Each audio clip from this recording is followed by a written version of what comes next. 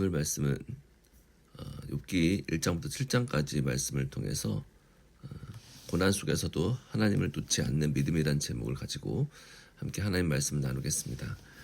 욥기 1장부터 7장까지 말씀은 우리에게 굉장히 어려운 질문을 던지고 있습니다.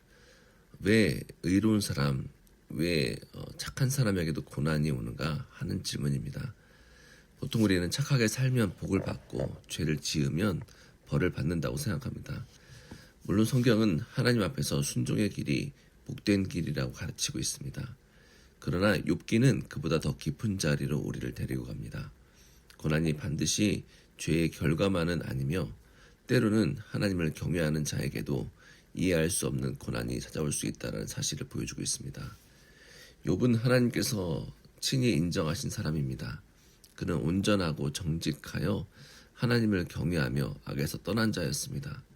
그런데 바로 그 욥에게 고난이 찾아온 것입니다. 욥은 너무 큰 충격을 받았습니다. 욥이 악해서 무너진 것이 아닙니다. 하나님을 떠나서 이런 충격을 받은 것도 아니었습니다. 욥은 자신의 믿음이 정당하다고 생각했는데 이제 그 믿음이 진짜인지 드러나는 자리로 이 고난이 찾아온 것입니다. 사탄은 욥이 하나님을 사랑하는 것이 아니라 하나님이 주신 복을 사랑하는 것이라고 참수합니다. 다시 말해 욥의 믿음은 하나님 때문이 아니라 하나님이 주신 축복의 선물 때문이라는 것입니다. 우리가 하나님을 진심으로 사랑하는가, 혹은 하나님이 주시는 복만 사랑하는가, 우리가 건강할 때, 자녀가 평안할 때, 일이 잘 될 때 하나님을 찬양하는가, 아니면 그렇지 않고 모든 것들이 흔들릴 때에도 하나님을 붙들 수 있는가? 이것이 바로 욥기를 통해 우리에게 던지는 질문입니다. 욥은 하루아침에 모든 것을 잃었습니다. 재산도 잃고 자녀도 잃고 건강도 잃었습니다. 그의 인생은 설명할 수 없는 어둠 가운데 떨어지게 되었습니다.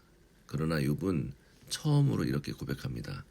주신 자도 여호와시요 취하신 자도 여호와이시니 여호와의 이름이 찬송을 받으실지어다. 여러분, 이것은 고통스럽지 않아서 나온 말이 아닙니다. 하나님의 이런 모든 상황이, 주신 상황이 이해가 되어서 나온 것도 아닙니다. 이 무너진 자리, 고통의 자리에서도 하나님께서 나의 왕이십니다, 나의 주인이십니다라를 붙드는 믿음의 고백입니다. 그렇지만 욥이 계속해서 그런 신앙의 올곧음을 보여온 것은 아니었습니다. 시간이 지나자 욥은 자기 생일을 저주하면서 깊은 슬픔을 쏟아냅니다. 믿음은 아픈 척하는 것이 아닙니다, 여러분. 믿음은 울지 않는 것도 아닙니다. 하나님을 믿는 사람도 탄식할 수 있고, 한번 인생에 대해서 질문할 수 있고, 견디기 힘든 마음을 토해낼 수 있습니다. 욥의 이 탄식은 불신앙이라고 표현하기 어렵습니다. 왜냐하면 하나님 앞에서 우리는 항상 정직해야 됩니다. 우리가 고통스럽다면 고통스럽다고 쏟아내야 됩니다. 아프다면 아프다고 쏟아내는 것이 정직한 마음입니다. 왜냐하면 하나님께서는 우리의 눈물을 모르시는 분이 아니기 때문에 그렇습니다. 하나님은 우리의 질문을 두려워하시는 분도 아닙니다. 중요한 것은 이런 고통 가운데에서도 욥이 하나님을 떠났지 않고 계속해서 하나님 안에서 묻고 또 묻고 했었다는 것입니다. 반면 욥의 친구로 왔던 엘리바스는 욥의 고난을 너무 쉽게 해석합니다. 그는 욥에게 이 모든 것들이 그의 죄 때문이라고 말합니다. 물론 우리가 죄를 지었을 때에 고난을 당할 수 있습니다. 그러나 모든 고난을 그렇게 단순하게 설명할 수는 없습니다. 고난을 당하는 사람 앞에서 가장 위험한 것은 하나님보다 먼저 해석하려는 태도입니다. 이 욥의 친구들은 욥을 위로하러 왔지만 결국 욥의 고통을 더 무겁게 만들었습니다. 고난 앞에서 우리에게 필요한 것은 설명이 아니라 먼저 함께 있어주는 사랑입니다.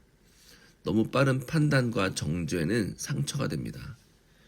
바로 여기에 욥의 메시지, 복음의 메시지가 있습니다. 고난은 때로 우리의 믿음을 가장 깊은 곳에서 드러냅니다. 내가 정말 하나님을 향한 깊은 믿음이 있는지, 깊은 신뢰가 있는지를 바라보게 합니다. 왜냐하면 우리가 그 어떤 것도 바라볼 수 없기 때문에 그렇습니다. 진짜 내가 무엇을 붙들고 살았는지, 내가 정말 하나님을 사랑했는지, 아니면 하나님이 주신 것들을 사랑했는지 이 모든 고난 가운데 드러납니다. 성경은 이것을 은을 정지하는 고통이라고 표현합니다. 하지만 동시에 이런 고난은 하나님께서 우리를 버리셨다라는 증거가 되지 못합니다. 욥은 알지 못했지만 하나님께서는 여전히 그의 삶을 보고 계셨습니다. 욥은 하늘에서 어떠한 일이 일어나는지 몰랐습니다. 하나님은 침묵 가운데서도 욥을 계속해서 관찰하고 보호하시려고 그를 바라보고 계셨습니다. 예수님도 마찬가지십니다. 욥은 까닭없는 고난을 당한 의인의 모습으로 우리 앞에 서 있지만 예수님은 죄 없으신 분으로 완전한 고난을 받으신 참 의인이십니다. 욥은 이유를 몰라 하나님께 물었지만은 예수님은 우리의 죄와 저주를 대신 지시기 위해 십자가로 가셨습니다. 욥은 고난 가운데 하나님을 답을 구했지만 예수님은 십자가 위에서 하나님께 버림받는 자리까지 내려가심으로 우리에게 구원의 답이 되어주셨습니다. 따라서 우리가 고난 가운데 어떠한 것도 쉽게 결론 내리지 말아야 됩니다. 하나님이 우리에게 고난이 있었기 때문에 하나님이 나를 버리셨다라고 말하기 전에 우리는 반드시 먼저 십자가 앞에 나아가서 십자가를 바라보고 우리 예수님을 바라보아야 합니다. 왜냐하면 이 십자가는 하나님이 고난당하는 자를 외면하지 않으신다라는 증거이기 때문에 그렇습니다. 예수님께서 고난의 가장 깊은 곳 죽음의 자리까지 내려가셨기 때문에 우리의 고난 가운데서도 주님은 함께 하십니다. 이해가 되지 않아도 설명되지 않아도 주님은 우리를 떠나지 않으십니다. 오늘 이 말씀을 통해 우리가 다시 한번 스스로에게 질문을 던지기를 원합니다. 나는 하나님을 자체를 사랑하고 있는가? 고난 가운데서도 하나님 앞에 나아가고 있는가? 고난당하는 사람 앞에서 쉽게 판단하기보다 함께 울어줄 수 있는가? 욥기의 시작은 어두웠지만 그 어둠 가운데에서도 하나님은 욥을 놓지 않으셨습니다. 우리의 삶도 마찬가지입니다. 고난이 우리를 덮칠 수 있습니다.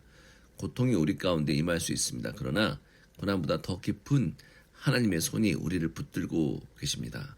오늘 이 새벽에 이해할 수 없는 고난 가운데에서 하나님을 놓지 않는 믿음, 그리고 고난당하는 이웃을 쉽게 판단하지 않고 함께 품을 수 있는 귀한 사랑을 듬뿍 갖고 있는 우리 귀한 상속의 성도님들 되시기를 주님의 이름으로 축복합니다. 기도하겠습니다.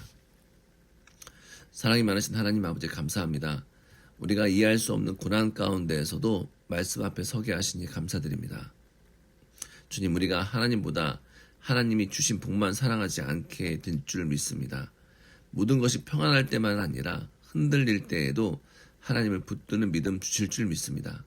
고난당하는 이들을 쉽게 판단치 않게 하시고 엘리바스처럼 이렇게 재빠른 해석으로 다른 사람들을 상처 주지 않게 하여 주십시오.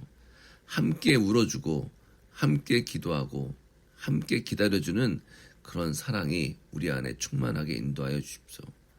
무엇보다 예수님의 십자가의 사랑을 바라보게 하시고 고난의 가장 깊은 자리까지 내려가신 주님이 오늘 우리의 아픔 가운데서 함께 하심을 믿게 하옵소서. 이해되지 않아도 주님을 신뢰하게 하시고 어둠 가운데서도 주님의 손을 놓지 않게 하여 주옵소서. 모든 것을 감사드리며 예수님의 이름으로 기도하였습니다. 아멘.